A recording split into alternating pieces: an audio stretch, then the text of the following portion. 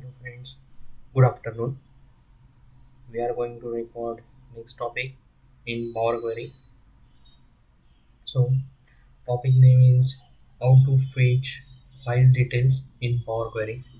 So it is one of the application of Power Query or Power BI, which is not possible in Excel and other tools so easily.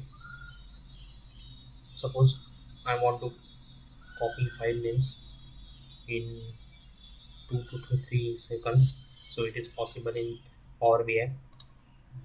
Just go to more option, folder, connect. We have to paste folder path.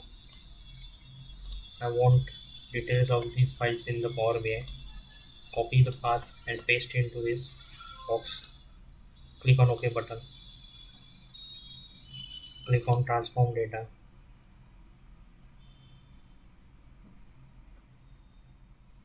And here you can see all the details in Power BI of that particular four files. You can easily get information of all the files. Suppose there are 1000 2000 files, then it will also possible to fetch the details of the files using this technique. It shows name, extension, date access, date modified, date created, attributes. So these are different attributes and the last folder path. Suppose I want only name from this information, so just right click on header and remove other columns. So you can use this information for your project purpose. So thank you.